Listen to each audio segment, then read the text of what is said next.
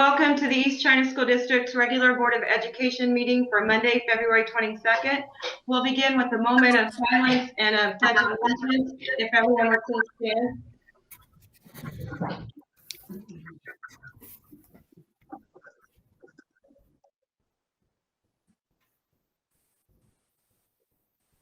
Thank you. I pledge allegiance to the flag of the United States of America and to the republic for which it stands, one nation, under God, indivisible, with liberty and justice for all. Okay, thank you, and welcome everybody.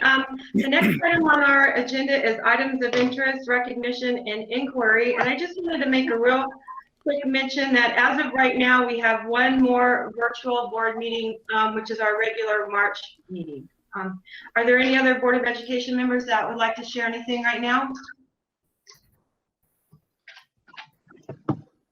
No? Okay, Mrs. Fabula?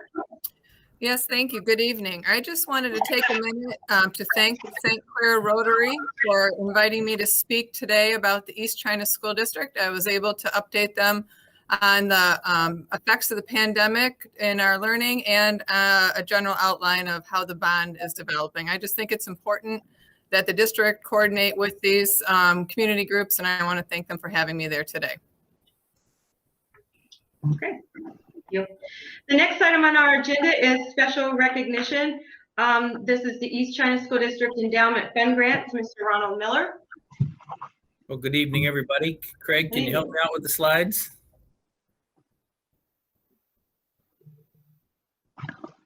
All good.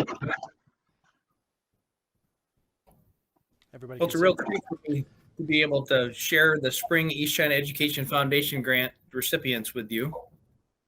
Foundation's an endowment fund through the Community Foundation of St. Clair County. Obviously, an important part of this fund is to continue to raise money to be invested and subsequently shared through this grant process. And recently, the annual Chili Heart Run was held as a virtual event with over 160 participants. I'd like to share congratulations with Mrs. Cybula and Mike Domagowski. Mike's the current foundation president, and the entire foundation board for a very successful event. We certainly would be remiss if we didn't recognize Dawn Krantz again for her extra efforts with securing sponsorships for this year's Chili Heart Run.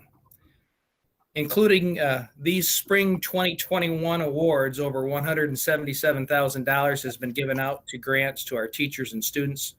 This year's grants range from $150 to $745. If I can share with you the recipients, Marnie Williams from the Marine City High Middle School Complex will be purchasing 3 daylight wafer LED light boxes for use by her art students.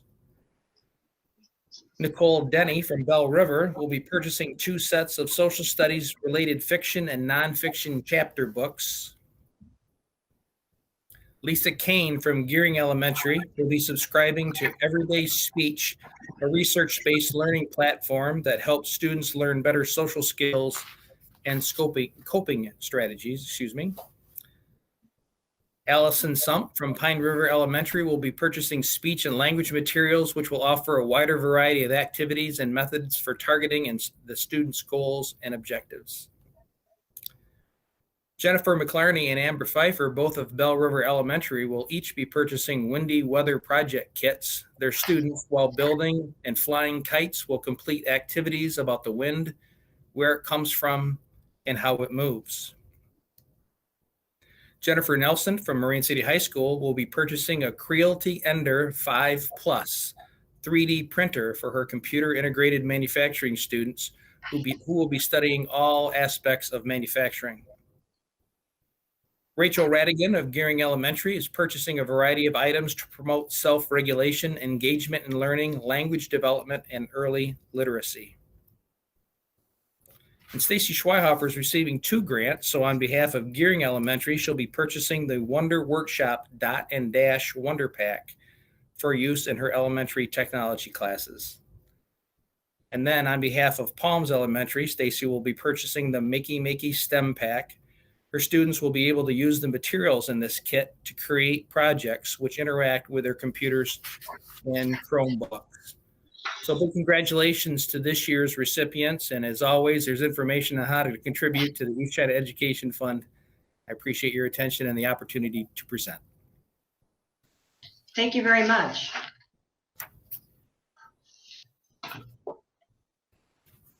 Did anybody have any questions?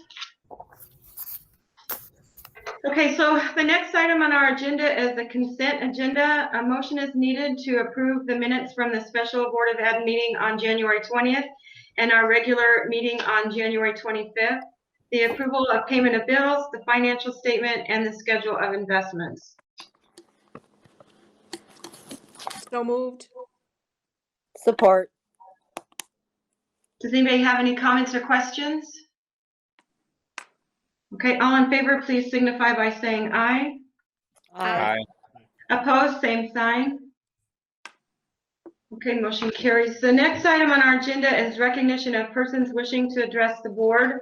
Right now, we are either taking call-ins or write-ins, and this evening I have one letter that was written in, which I will read for the board right now. It's from Jen Mayer. Jen says, first and foremost, I'd like to thank our superintendent and board members for the Return to Learn plan that was implemented in September so our kids could return to the classroom. According to the COVID dashboard and the ECSD website, reported confirmed cases are extremely low, and in some of our schools, confirmed cases are sitting at 0 for the month. As neighboring urban and suburban districts return to 6 hours, 6 period days, I'm wondering when our district will present an updated Return to Learn plan. Our 17-year-old tech student has struggled the most because he's forced to learn online. The exception was just recently made that he can attend 6 hours at the end of his day. Forcing our hands-on child to learn online has been a complete disaster. Our 13-year-old student has told us she feels she isn't being taught enough and has enormous amounts of free time at the end of her classes because of the new block learning.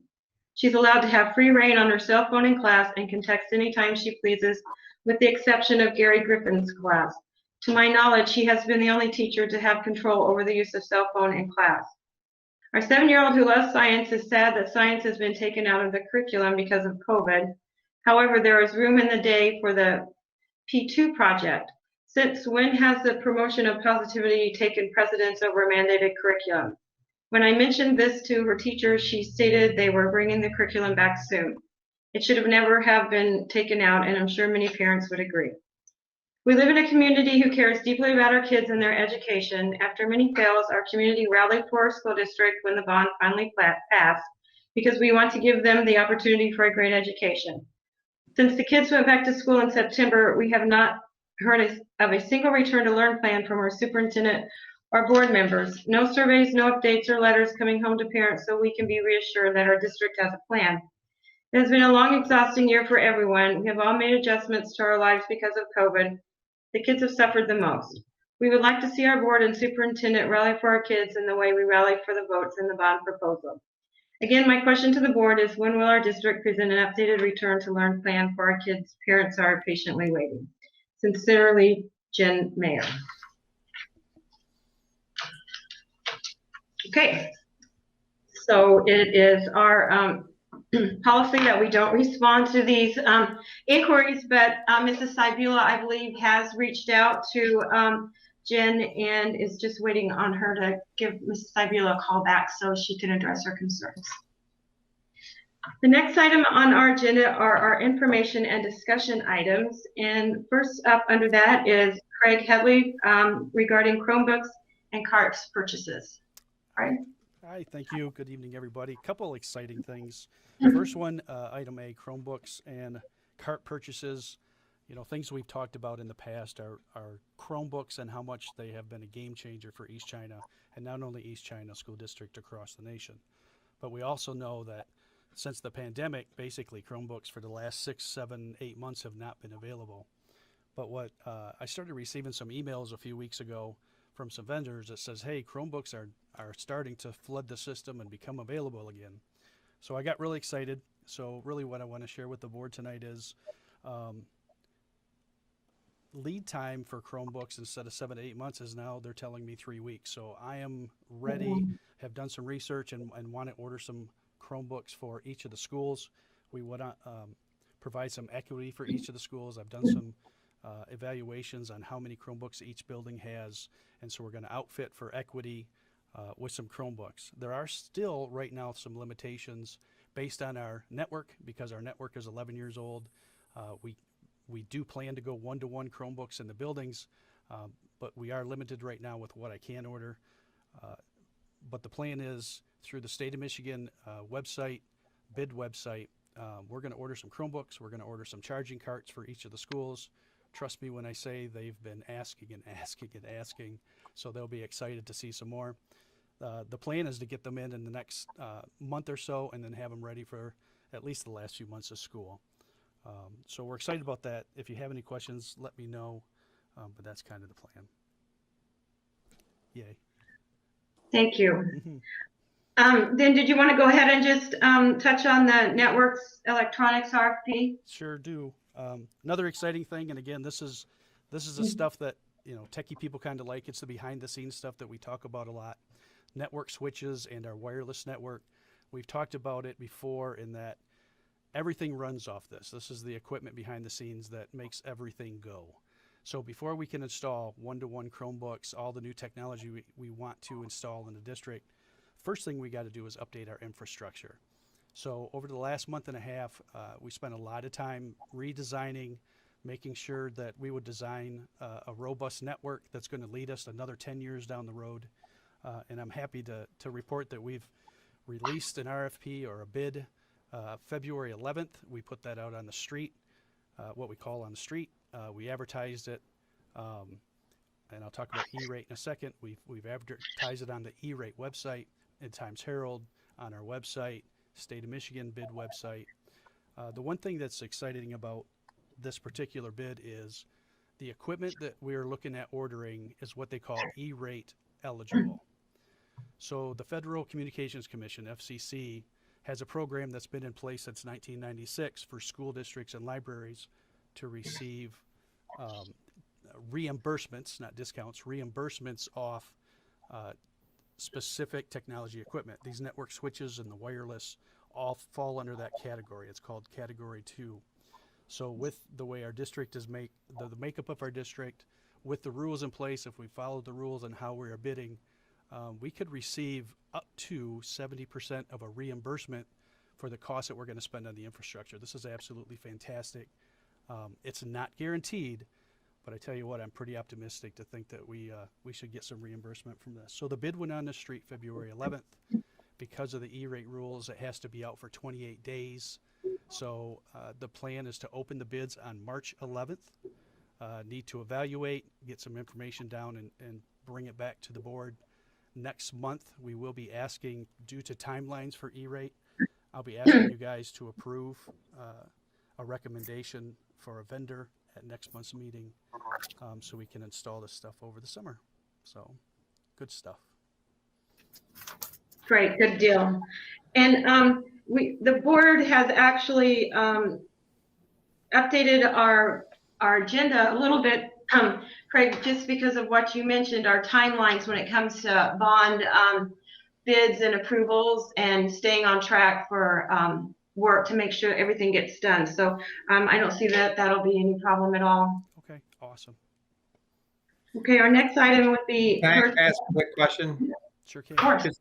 Just a question on the reimbursement. So this is, it would be bond money that we're using to do this work, right? Correct. And when we get reimbursed, possibly, hopefully, the 70%. How does that work? Does that just mean we have less money that we need to bond for, or does that money go towards other things technology wise? Yeah. So the way the rules work is, the way E-rate rules work is we technically have to have money up front to pay for it, to pay for what we're ordering. Okay, so we would pay for the full cost of the network infrastructure.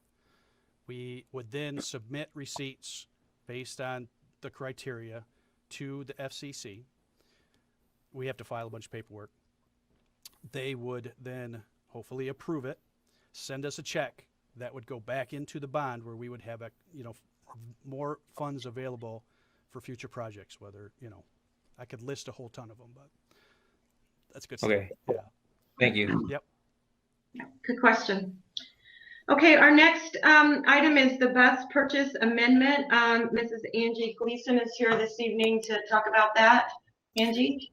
If I could, I'd like to just take a minute before Angie speaks about the bus purchase amendment to welcome Angie Gleason as the Director of Finance for East China School District.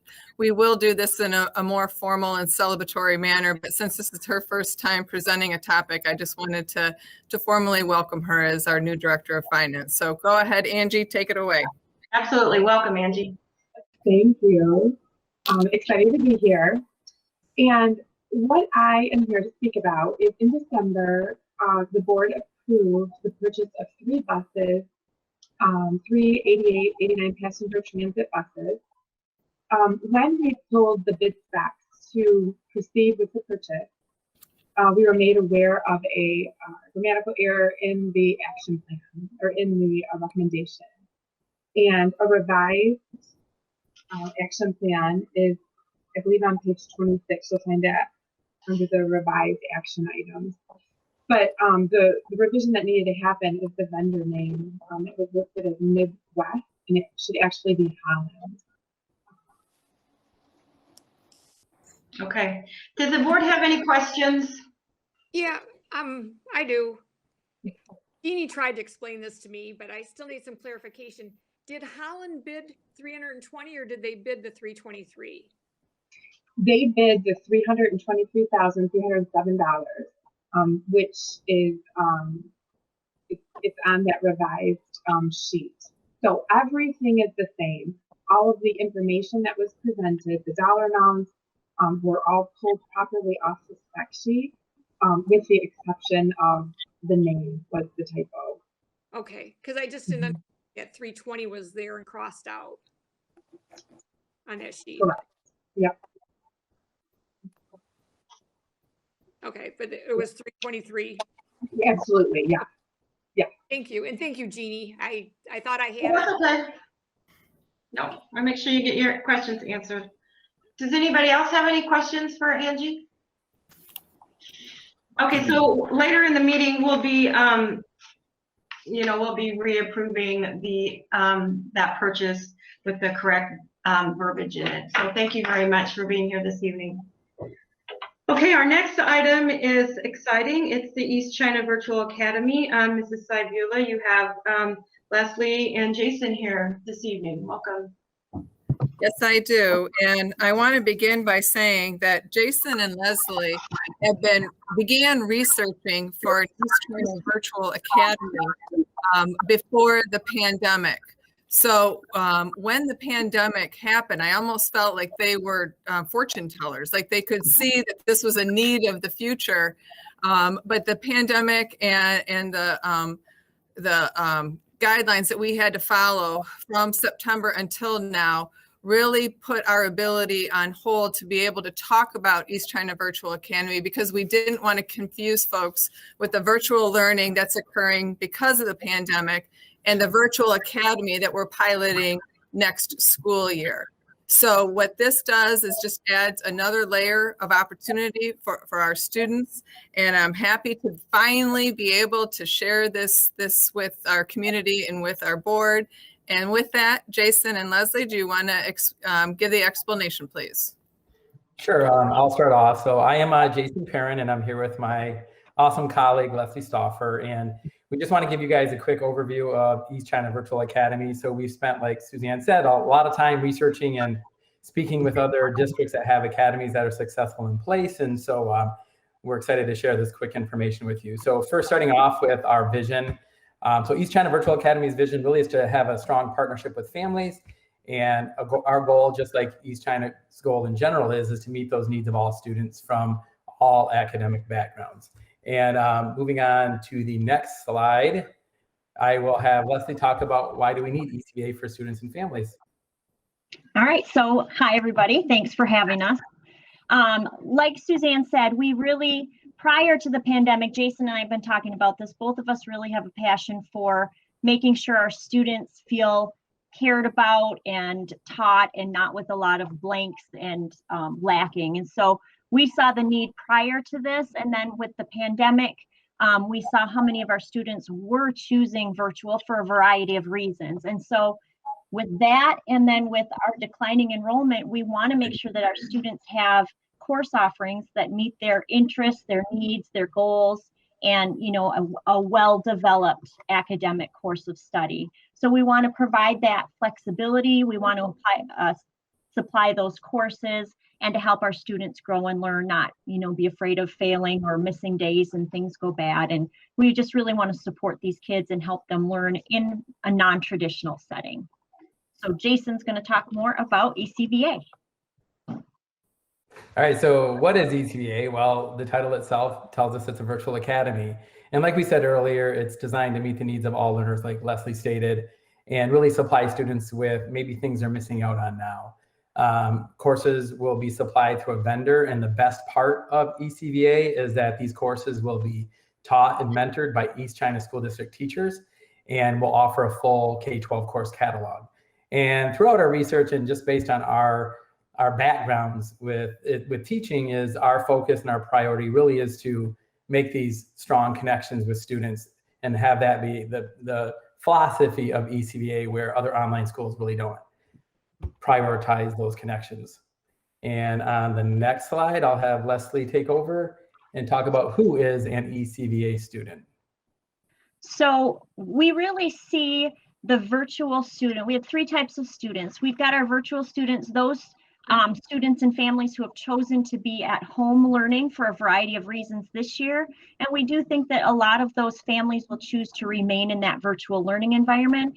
And we really believe that we need to have this option for our students, especially after diving in, during the pandemic and making that work for them.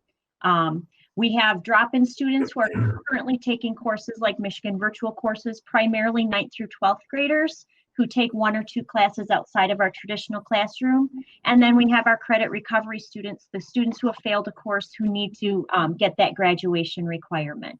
So we want to make sure that we offer what is needed for all three of those types of students. And Jason will talk about when this happens. All right, so ECVA, we want to pilot it the fall of 2021 to all K-12 students. And like Leslie stated a minute ago, we have our 3 types of students, and based on those 3 types of students, we'll have different scheduling procedures based on their needs. And on the next slide is where will ECVA students learn? So Leslie will take that over. So students are going to learn, this is different. Virtual students are going to be at home, they're going to be virtual, but we want to have a temporary learning center for them. Our ultimate goal is to be in the innovation center. But we'll have a temporary learning center, probably at Marine City Complex, because there's some space there.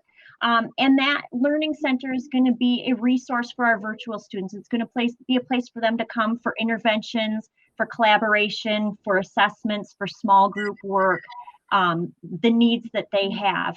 Our drop-in students will also be welcome there, but the drop-in students have a tendency, those sneaky little seniors have a tendency to schedule their virtual class, their outside of school class 6 hours so they can leave early and things like that. You know how these kids are. So, and then our credit recovery students, that's all going to depend on the student need. It's very individualized based on what they need and what their schedule looks like. So, and last but not least, Jason is going to talk about graduation. Yeah, the easiest slide yet. So the graduation requirements for an ECVA student would be identical to the graduation requirements for a traditional East China School District student. And the last slide, so we kept it real brief. And so thanks for your support. We're really happy to be here. And if you have any questions, we'll answer it, or we'll ask Suzanne to answer it as best as we can. Thank you. Thanks, guys. Thank you very much. Does anybody have any questions? You mentioned, go ahead. Go ahead. My question was, you mentioned it was vendor created classes. Is it one vendor or multiple vendors, and who's the vendor? So I'll take it, Leslie, I guess. So so Todd, we did a lot of research on different vendors, and we kind of weighed some pros and cons. And we decided on one vendor, which is ERate Education. And, from our research meeting with other schools, we do see that these virtual academies, when they're starting off, kind of start off with a vendor and then they kind of explore and learn more and they make changes as needed based on student need. So the vendor we chose it for multiple reasons, but one of the, I guess not the biggest one, but they do have the same LMS platform. And we know that that will be a nice atmosphere for different leveled students to have that same technology platform that will be consistent throughout the K-12. And then also we did a lot of demo courses within it, and we liked that it was aligned with the state curriculum, and it also was pretty interactive for an online class. We liked kind of the flow of everything and really the user friendliness of it all. Thanks. You're welcome.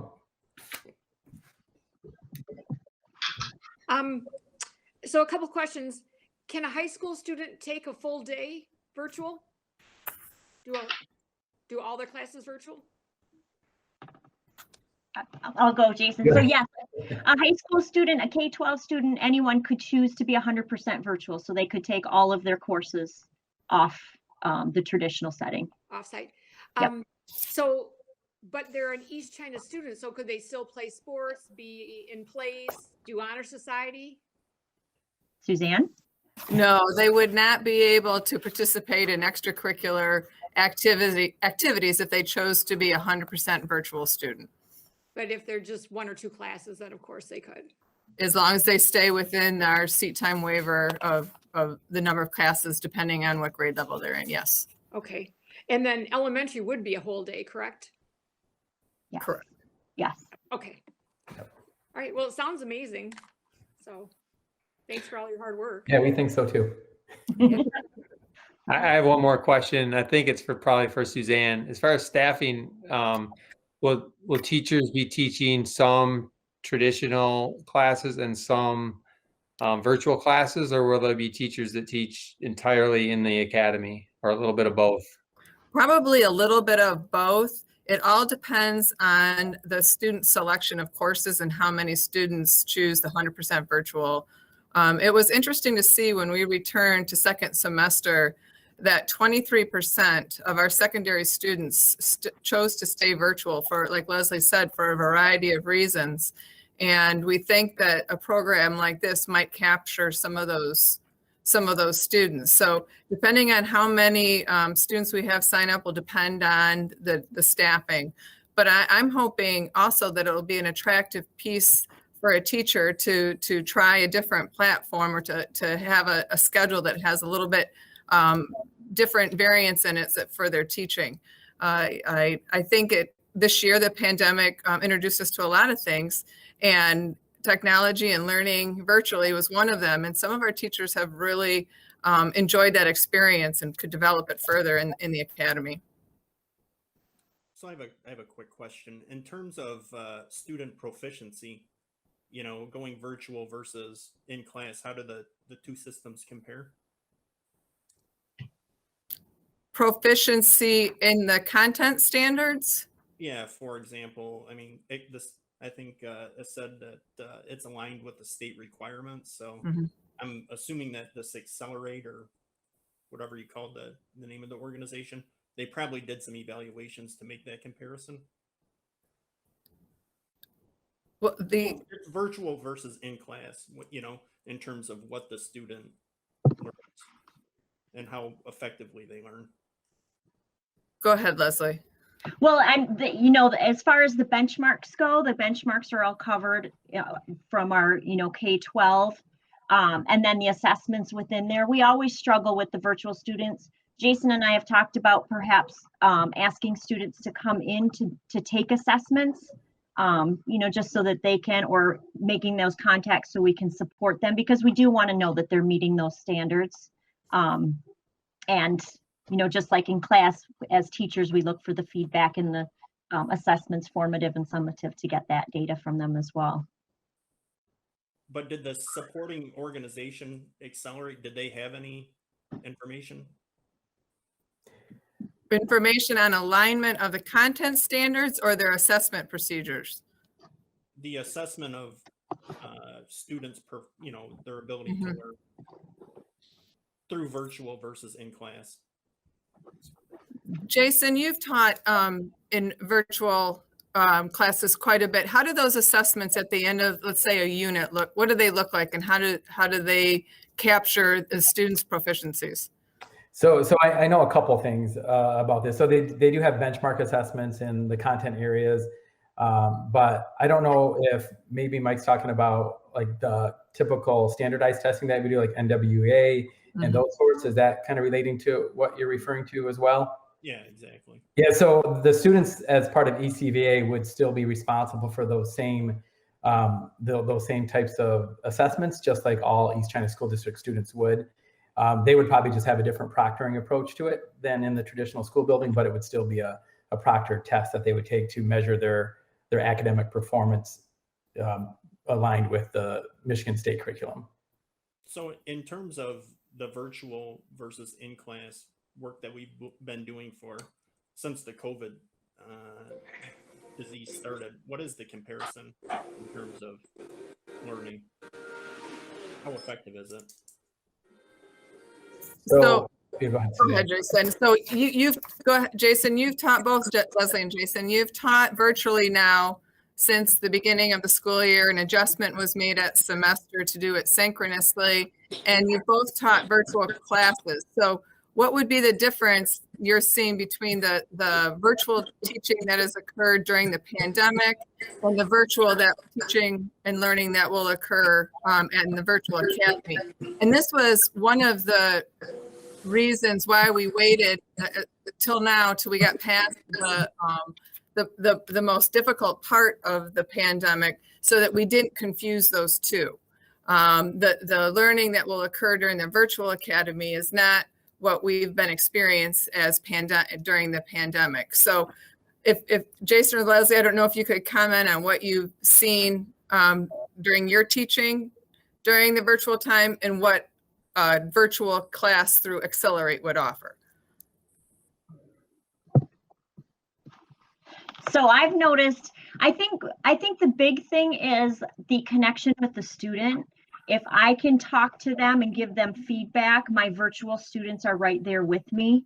And I think that's going to be one of the greatest parts about ERate and the ECVA, is that I won't have to focus as much on the curriculum because it is third-party content curriculum. We're making it our own, but now I get to really look at what work the student is doing and what feedback and I can give them and how I can help them along.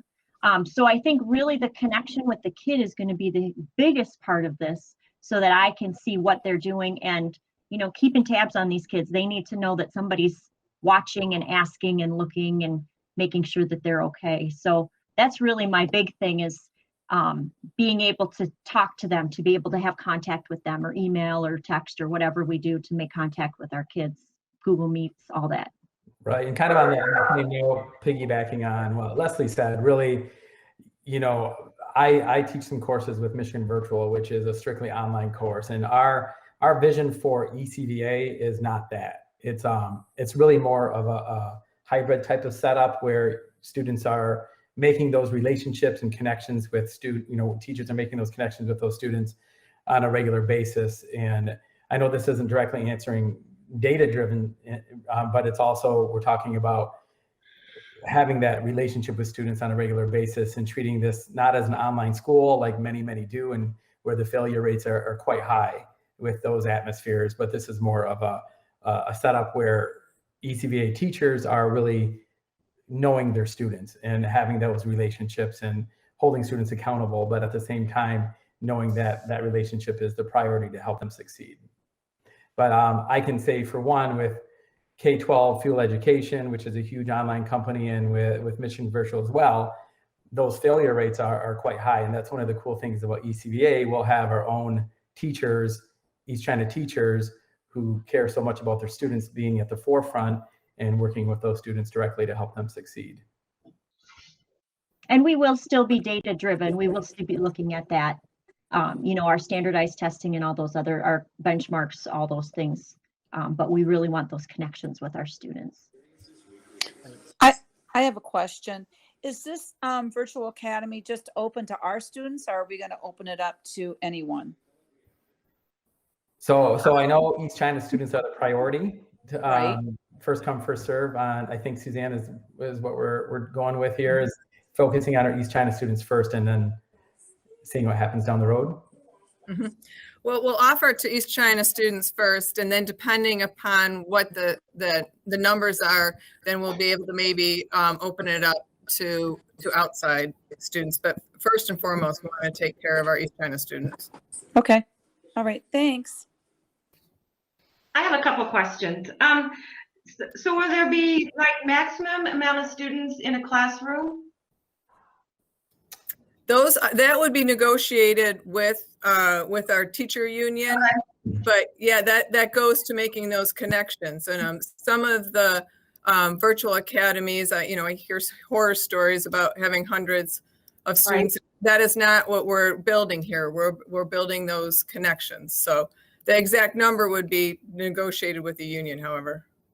Well, the second part of my question is course offerings, because I know we've struggled with course offerings because of our enrollment challenges, and I'm wondering if this is going to open us up to be able to offer more classes for our kids, especially our secondary students. I see Leslie shaking her head. Yeah. That's good. That was kind of our vision for all this in the very beginning, pre-pandemic, is noticing as being both high school teachers, so many students have come to us and want to take a certain course that really we don't offer because of our limitations. Right. And so you have these students at the secondary level looking elsewhere, Michigan Virtual, and taking courses here and there. And we know that East China teachers are the best teachers, and we want them to stay with us. So this will provide opportunities for students that they didn't have before. Excellent. Thank you. Thank you. Leslie and Jason, thank you for all your hard work that you've put into this. I know it hasn't probably been easy, especially during the pandemic. Thank you. Yes, thank you very much. Thank you for being here this evening. Thanks, guys. Appreciate it. Okay, that was exciting. Okay, our next item is our extended continuity of learning plan update. Craig, I have some exciting slides for the extended continuity of learning plan update. Oh, there we go. All right, so as a requirement, the return to learn update is given every month to the school board. And on the next slide is just, I wanted to remind everyone how we got to where we are now. And that is that the COVID-19 Preparedness and Response Plan was approved by the ECSD Board of Education at the August 10th regular board meeting in 2020. And then on August 20th, 2020, the governor signed House Bill 5913 into law as Public Act 149 that requires districts to provide for instruction under that extended continuity of learning plan. And that was approved by our intermediate school district in Marysville, RESA.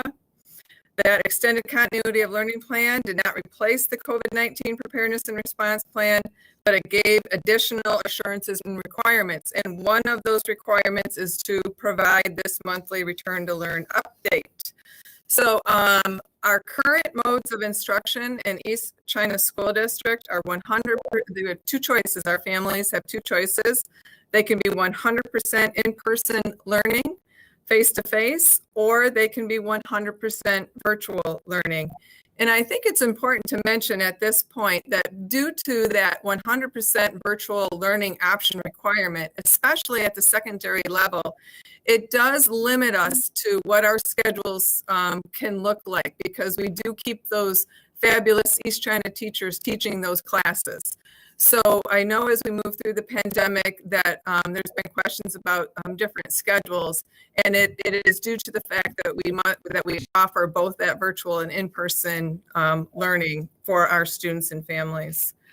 So the key health metrics from the St. Clair County Health Department are shown on the next slide. And as of last Friday, the percent of positive cases in our community, positive tests in our community, is 3.0, and the average number of new cases per day is 13.3. This is very good news for our county. So over on the right-hand side, I have the last 4 weeks, and you can see the trend with the smaller percentage rates, positivity rates in our county, We went from 6.2 to 5 to 3.7, and last Friday we were at 3.0. And keeping in mind, week ending of December 11th, 2020, the positivity rate was 18.4. So that was the peak of our positivity rate. And since that time, we've steadily declined in the number of positive tests in our county. The next metric that we look at each month is by requirement, is our attendance, which is defined as a two-way interaction. And you can see that each week we were well over 90% in our attendance rates, which then leads us to say that our return to learn update with our current metrics, with our interaction and attendance rates staying strong, even as we transition, and this should read to second semester. The positivity rates in St. Clair County are currently very low at 3%. So based on both of those metrics, East China School District will continue with the two current modes of instruction, which is 100% virtual or a 100% face-to-face option. Thank you. Thank you. Does anybody have any questions? Okay, so we'll move on to item number 7. As I mentioned before, this is a new addition into our board agenda so that we can expedite our bond projects. This evening, we'll be talking about the bid package number 1, the Innovation Center site work, and Kirk's here to go over those bids with us. Kirk? Good evening. We'll be seeking board approval for the innovation site work labeled Big Package 1 this evening. The work includes new road construction, excavation, storm drainage system, and asphalt surfacing for the Meisner Road location. We received 14 bidders for the site work and 5 for the asphalt work. The bid opening was held on January 28th, and we conducted post-bid interviews with the 2 lowest bidders for each bid package on February 4th. We are now providing you with the formal written recommendation to award these 2 contracts to the 2 lowest bidders in each category.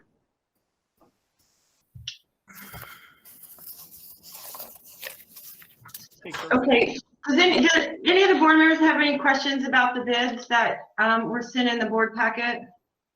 Yeah, Kirk, I have one question. For the asphalt, for the 1 inch, what's the usable life for that expected? Well, the civil engineer Spalding D. Decker developed the specifications, and we know that we have an independent third party that's going to be ensuring that those specifications are met. I don't have a stated life expectancy, but I can certainly contact that civil engineer and get that information of what they expect. I believe Jerry from AUK is on the meeting as well. Jerry, would you happen to have that? Yeah, the tricky part about asphalt paving is we live in Michigan and the freeze thaw is always a challenge. But these profiles as designed are typically in what we would consider like the 15 to 20 year category. But that said, there is maintenance required, and there will be patching and caulking and sealing that will have to take place in order to achieve that design life. Each year there need to be an evaluation of where the asphalt is at, and if you have to do some crack seal to extend that. But that's the intent, Mike. Okay, so 15 to 20. Yeah, I'm going to confirm that with Spalding D. Decker. I'm a contractor, not the civil engineer, but I will confirm what we have designed is in that, and get that back to Suzanne. All right, appreciate it. Thanks. So this work that we're talking about is purely parking lot and entryway, right? Or it doesn't have anything to do with the classroom building that's going to eventually be taking place, or is it connected to that as well? No, there's what we call the building pad, and all of the grading at the Innovation Center and the Early Childhood Center addition is included in this. Okay. You're right, Todd, though the majority of it is the paving and the connector to King Road. And we're not adding to any of our current parking area. We're not adding parking. We are changing the configuration, Kirk. I think we may have where did we end up with a couple more spaces, or were we dead even with where we were? I think we had a couple more because we're adding parking up to the front of the early childhood and a drop loop there. But Todd, I can get that exact count. I don't have that tonight. Yeah, to the best of my recollection, the spaces that we are adding up front are making for what we're taking away for the construction of the innovation center. So essentially, it's going to stay the same, relatively the same amount of parking space on the site.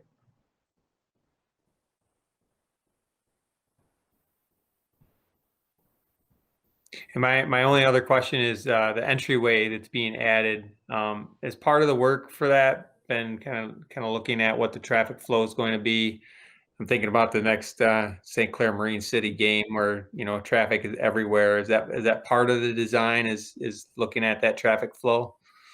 Spalding would be looking at that. I'm not sure if a full traffic study was done when with this. I don't believe it was required, but I can confirm. The idea was to get obviously 2 points of egress out to try and help with that. But I do think there's still, as you mentioned, when you get those high volume days, it's going to be, you know, there's a lot of traffic. Thanks.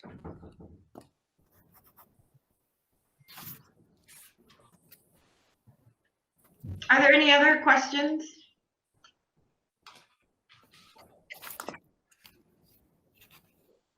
Okay, so at this time, the board has two action items that we need to approve so that they can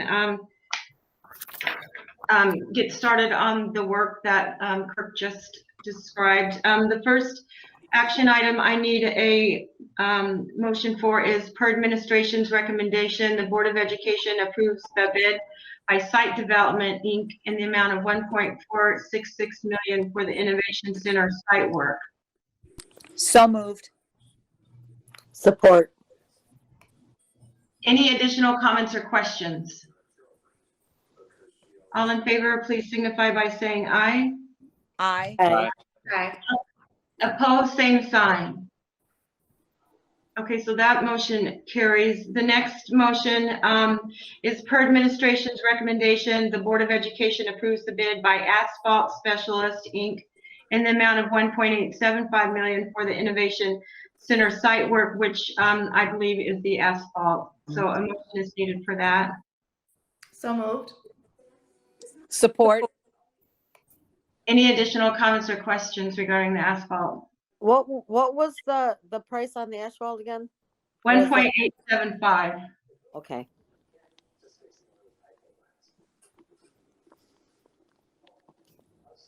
Any other comments or questions? All in favor, please signify by saying aye. Aye. Opposed, same sign. Okay, that motion also carries. Then the last item on our agenda for this evening is just the bus purchase amendment.